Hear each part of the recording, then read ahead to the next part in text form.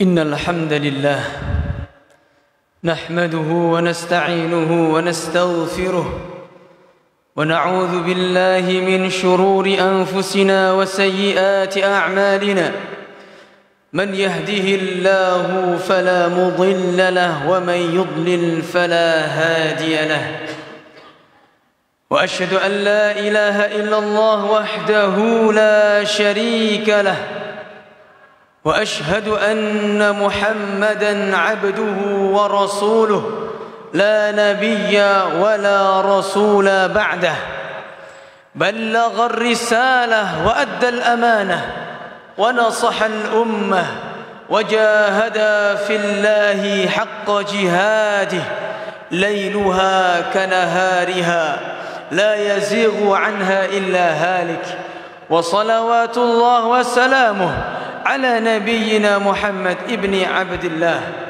وعلى آله وصحبه ومن والاه أما بعد معاشر المسلمين sidang Jumat rahimani wa rahimakumullah. Allah Subhanahu wa taala berfirman, ya ayyuhalladzina amanu taqullaha haqqa tuqatih, wahai orang-orang yang beriman, yang merasa beriman, mohon diperhatikan. Allah memanggil kita, wahai orang-orang yang beriman, bertakwalah kalian kepada Allah dengan sebenar-benarnya takwa. Takwa dalam artian an ta'mala bi ta'atillah ala nurin min Allah tarju thawab Allah. Engkau beribadah kepada Allah di atas petunjuk Allah dan engkau mengharap pahala darinya. Wa an tatruka ma'siyat Allah, dan engkau meninggalkan maksiat kepada Allah ala nurin min Allah, di atas petunjuk Allah, makhafata iqab Allah, dikarenakan engkau takut terhadap azab dari Allah Subhanahu wa taala. Kemudian Allah mengatakan wala tamutunna illa wa antum muslimun, dan janganlah engkau mati kecuali kalian senantiasa di atas agama Islam. Ma'asyiral muslimin rahimani wa rahimakumullah. Ayat ini merupakan bantahan yang Allah Subhanahu wa taala selalu sampaikan kepada melalui lisannya Nabi sallallahu alaihi wasallam tatkala khutbah Jumat. Beliau mengatakan ayat ini terus, wala tamutunna illa wa antum muslimun. Janganlah kalian mati kecuali kalian senantiasa berada di atas agama Islam. Ini bantahan bagi orang-orang yang mengatakan semua agama sama. Kalau seandainya kita tanya kepada pendeta, agama apa yang paling benar? Ia akan menjawab agamanya, agama yang dianutnya, entah Nasrani atau Katolik. Kalau kita tanya kepada pedanda dari agama Hindu, agama apa yang paling benar? Ia akan mengatakan agama Hindu paling benar. Akan tetapi, mengapa tatkala kita bertanya kepada seseorang yang ditokohkan, mereka menjawab semua agama sama? Ini menunjukkan bahwasanya Allah Subhanahu wa taala ingin menyampaikan, menjaga agama ini melalui lisannya Nabi. Karena Nabi sallallahu alaihi wasallam senantiasa membaca ayat ini tatkala khutbahnya. Ma'asyiral muslimin rahimani wa rahimakumullah. Usikum wa nafsi bitaqwallah faqad fazal muttaqun. Wa ahutsukum ala ta'atihi fi kulli zamanin wa makanin la'allakum tuflihun. Para jemaah sidang Jumat rahimani wa rahimakumullah. Pada kesempatan kali ini, kesempatan yang singkat ini, insyaallah khatib akan menerangkan tentang muamalah seseorang atau seorang hamba dengan Al-Quran. Rasul sallallahu alaihi wasallam di dalam surat Al-Furqan di hari kiamat mengadu kepada Allah Subhanahu wa taala, wa qala ar-rasul ya rabbi inna qaumi ittakhadhu hadzal qur'ana mahjura. Wahai Rabbku, sesungguhnya umatku menjadikan Al-Quran sebagai sesuatu yang diabaikan. Ma'asyiral muslimin, Nabi SAW mengatakan itu nanti di hari kiamat. Di dalam surat Al-Furqan. Wahai Rabbku, umatku menjadikan Al-Quran sebagai sesuatu yang diabaikan. Apakah kita termasuk dari orang-orang yang dikeluhkan Nabi SAW? Para ulama mentafsirkan ayat ini. Ada beberapa golongan. Di antaranya orang-orang yang berpaling, yang menjadikan Al-Quran itu sebagai sesuatu yang diabaikan. Akan tetapi pada pertemuan yang singkat ini kita tidak akan cukup membahasnya. Kita akan bahas 4 orang. Ada di mana posisi kita terhadap muamalah kita dengan Al-Quran. Adapun orang yang pertama adalah seburuk-buruk orang yang bermuamalah dengan Al-Quran, yaitu ia enggan membacanya, ia enggan mempelajarinya, apalagi mengamalkannya. Orang yang seperti ini jauh dari hidayah. Ia enggak mau membaca Al-Quran, entah karena tidak bisa membacanya atau karena dia bisa tapi dia malas. Apakah kita ada di posisi ini dan kita enggan mengamalkannya? Dan orang yang seperti ini keras hatinya. Kalau datang sesuatu dari Allah, dari Rasulnya, akan tetapi bertentangan dengan nafsunya, ia akan menolaknya. Ini ciri orang yang pertama tadi. Allah mengatakan, wa may yuridillahu an yahdiyahu yashrah sadrahu lil Islam. Barang siapa yang Allah kehendaki padanya kebaikan, hidayah, maka Allah akan lapangkan dadanya untuk menerima Islam. Allah berkata A, kita terima. Allah berkata B, kita terima, tanpa mengedepankan akal. Wa may yurid ayyudillahu yaj'al sadrahu dayyqan. Barang siapa yang Allah kehendaki untuk disesatkan dia, maka Allah akan jadikan dadanya sempit, ka'annama yas'adu fis sama, seolah-olah ia naik ke atas langit. Allah jadikan dadanya sempit. Sedangkan kita, kalau kita alasannya enggak baca Quran, enggak mau, kita enggak bisa bacanya, maka kita bisa belajar di masjid-masjid. Saat ini banyak metode-metode yang mengajarkan Al-Quran khusus orang-orang dewasa. Kita belajar Al-Quran. Dan Nabi SAW mengatakan, khairukum, sebaik-baik kalian, man ta'allama Al-Quran wa 'allamahu, orang yang belajar Al-Quran dan mengajarkannya. Dan Nabi juga mengatakan, man qara'a harfan fi kitabillah falahu hasanah wal hasanatu bi 'ashri amsalha. Siapa yang membaca Al-Quran, dia mendapatkan satu kebaikan per hurufnya, dan satu huruf dilipat gandakan menjadi 10 kebaikan. La aqulu alif lam mim harf. Aku enggak mengatakan alif lam mim itu satu huruf. Walakin alif harf, lam harf, wa mim harf. Alif itu satu huruf, lam satu huruf, mim satu huruf. Kalau kita baca Al-Fatihah, berapa pahala kita? Silakan dihitung. Dan kalikan 10. Mengapa kita enggan membaca Al-Quran? Kemudian orang yang kedua masih mending, yaitu orang yang tidak membaca Al-Quran atau enggan membaca Al-Quran, akan tetapi ia menjadikan Al-Quran sebagai petunjuknya. Orang ini masih mending, akan tetapi terlewat kebaikan yang banyak. Terlewat kebaikan yang banyak. Mengapa? Bayangkan kalau seandainya kita berangkat kerja, kita membaca Al-Quran dari rumah kita sampai ke tempat tujuan, surat yang kita hafal, sudah berapa pahala yang kita dapat? Apalagi kita menghafal Quran. Kemudian tiba orang yang ketiga, yaitu lawannya, yaitu orang yang menjadikan Al-Quran dibaca saja, akan tetapi tidak menjadikan Al-Quran sebagai petunjuk.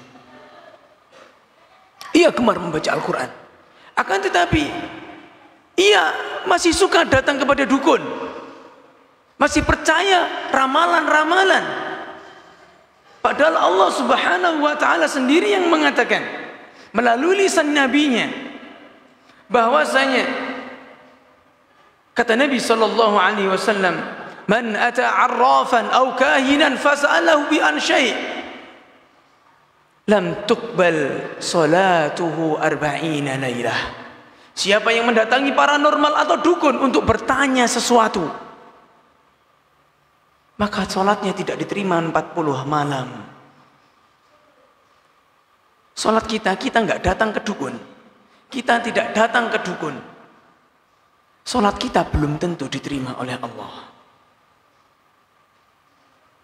Bagaimana kalau kita datang kepada mereka? Mau nikah, tanya kepada orang yang dianggap pintar, ditanya, dicatat. Lahirmu tanggal berapa? Netonmu apa? Pasanganmu, calonmu tanggal berapa? Dicatat. Oh, kamu nanti kalau nikah sama ini seret uripmu. Bagaimana bisa seret urip hidupnya? Sedangkan Allah Subhanahu wa ta'ala telah mencatat takdir 50.000 tahun sebelum Allah menciptakan langit dan bumi. Apakah orang itu kaya ataukah orang itu miskin? Apakah orang itu seret hidupnya atau enggak? Mengapa kita kok takut dengan itu? Saya ada tetangga, beberapa tetangga masih di Banyuwangi, di kampung saya, itu enggak nikah, umurnya sekarang sudah 45. Dulu tatkala di usia mudanya, masih usia 20 ke atas, tanya sama orang yang dianggap pintar, tanya, ini enggak cocok, dibatalkan. Punya calon lagi, enggak cocok lagi. Akhirnya di usia 35 dia sudah malas dia untuk menikah. Ada orang seperti ini. Dan bukan hanya masalah nikah, tidak nikah, akan tetapi percaya dengan seperti itu merupakan kesyirikan. Nabi SAW mengatakan at-tiyaratu syirk, at-tiyaratu syirk, at-tiyaratu syirk sampai 3 kali. Beranggapan sial dengan sesuatu, termasuk dengan tanggal, merupakan kesyirikan. Beranggapan sial dengan sesuatu, ya, merupakan kesyirikan. Beranggapan sial dengan sesuatu merupakan kesyirikan. Wa ma minna illa, semua orang pasti merasakan itu. Walakin yudhibu bitawakkul, akan tetapi anggapan sial itu bisa dihilangkan dengan tawakal. Kita harus tawakal. Dan berapa banyak orang-orang yang membaca Al-Quran, dia hafal Al-Quran, akan tetapi ya, dia masih minta kepada orang-orang yang sudah mati. Dia nggak mau minta langsung sama Allah. Allah mengatakan dalam surat Fatir, ya ayuhan nas antumul fuqara'u ila Allah wallahu huwal ghaniyul hamid. Wahai manusia, kamu itu semuanya miskin, butuh kepada Allah. Wallahu huwal ghaniyul hamid, dialah Allah yang maha kaya dan maha terpuji. Mengapa kita nggak mau minta langsung kepada Allah? Kita banyak dosa, Ustaz. Kalau kita minta kepada Allah, nanti tidak langsung dikasih. Siapa bilang? Allah mengatakan sendiri, wa qala rabbukum ud'uni astajib lakum innal ladzina yastakbiruna an ibadati sayadkhuluna jahannama dakhirin. Rabb kalian berkata, berdoalah kalian kepadaku, pasti kukabulkan. Sesungguhnya orang-orang yang enggan beribadah kepadaku, enggan berdoa langsung kepadaku, sayadkhuluna jahannama dakhirin, ia akan masuk neraka jahanam dengan hina. Dan Allah mengatakan juga, in tad'uuhum la yasma'u du'aakum walau sami'u mastajabu lakum wa yawmal qiyamati yakfuruna bisyirkikum wa la yunabbi'uka mithlu khabir. Jika kau berdoa kepada orang-orang yang mati, minta kepada orang-orang yang mati, mereka enggak dengar doamu. Orang mati itu mendengar, orang yang hidup itu hanya pada 2 tempat saja, 2 keadaan saja. Keadaan yang pertama yaitu tatkala pertama kali dia dimasukkan ke kuburan, ia mendengar orang-orang yang pulang terlopak sandalnya. Yang pertama. Yang kedua yaitu tatkala diucapkan salam kepadanya, assalamualaikum ya ahlad diyar wa inna insyaallah bikum lalahikun. Kemudian Allah kirimkan ruhnya untuk menjawab salam tersebut. Hanya itu. Selainnya tidak ada dalil yang menunjukkan bahwasanya orang mati bisa mengabulkan doa. Tidak ada.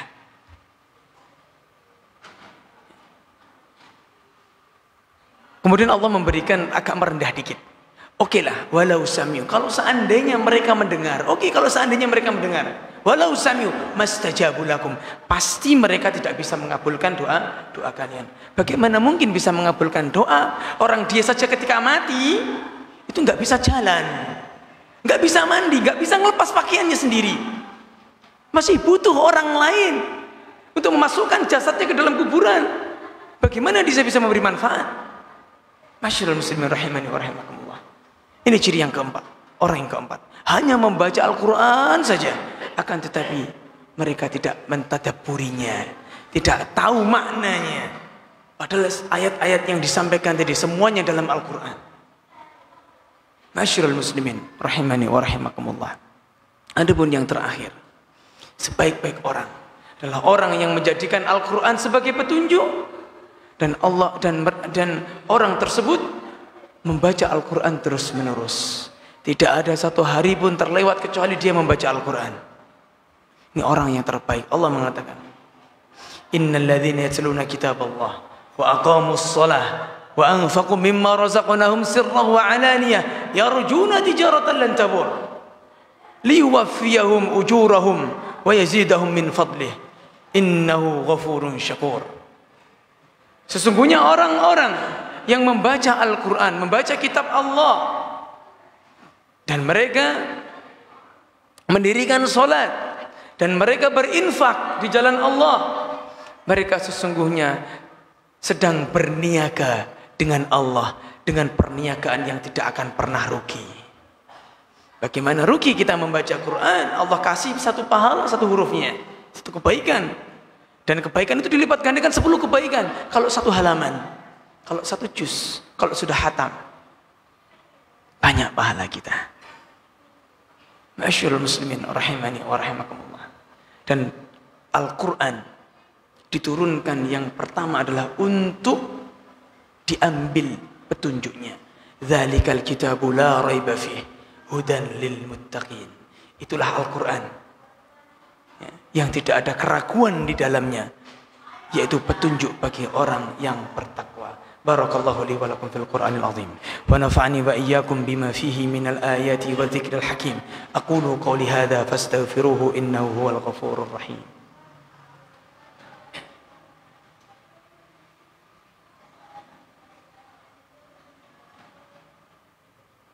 الحمد لله على إحسانه والشكر له على توفيقه وامتنانه وأشهد أن لا إله إلا الله وحده لا شريك له تعظيما لشأنه وأشهد أن محمدا عبده ورسوله الداعي إلى رضوانه وصلى الله وسلم على نبينا محمد وعلى آله وصحبه وإخوانه. معاشر المسلمين رحمني ورحمكم الله، أوصيكم ونفسي بتقوى الله فقد فاز المتقون وأحثكم على طاعته في كل زمان ومكان لعلكم تفلحون.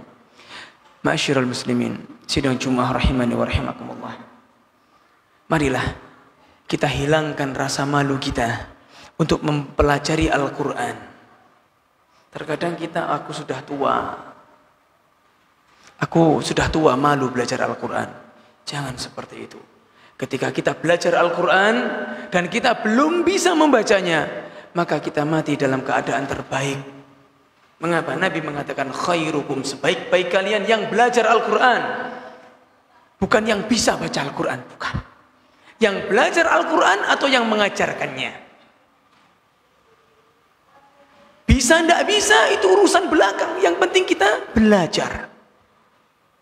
Sekarang banyak metode-metode yang mengayumi orang-orang yang tua untuk belajar Al-Quran.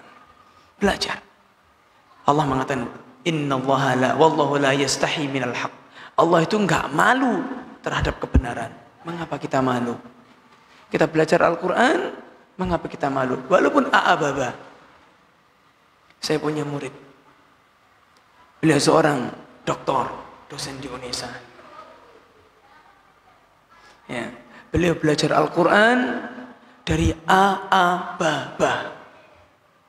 Dari jilid 1. Bayangkan. Alhamdulillah sekarang sudah bisa membaca Al-Quran selama setahun. Masyaallah muslimin, jangan malu. Jangan malu untuk belajar Al-Quran. Mungkin ini di khutbah yang kedua yang bisa kami sampaikan. Marilah di khutbah ini kita tutup dengan doa. Innallaha wa malaikatahu yusholluna 'alan nabi. Ya ayyuhalladzina amanu shallu 'alaihi wa sallimu taslima. Alhamdulillahi rabbil alamin. اللهم صل وسلم وبارك على نبينا محمد وعلى آله وصحبه أجمعين. اللهم اغفر للمسلمين والمسلمات والمؤمنين والمؤمنات الأحياء منهم والأموات إنك سميع قريب مجيب الدعوات يا قاضي الحاجات. ربنا هب لنا من أزواجنا وذرياتنا قرة أعين واجعلنا للمتقين إماما. ربنا ظلمنا أنفسنا وإن لم تغفر لنا وترحمنا لنكونن من الخاسرين. ربنا آتنا في الدنيا حسنة وفي الآخرة حسنة وقنا عذاب النار والحمد لله رب العالمين. أقم الصلاة.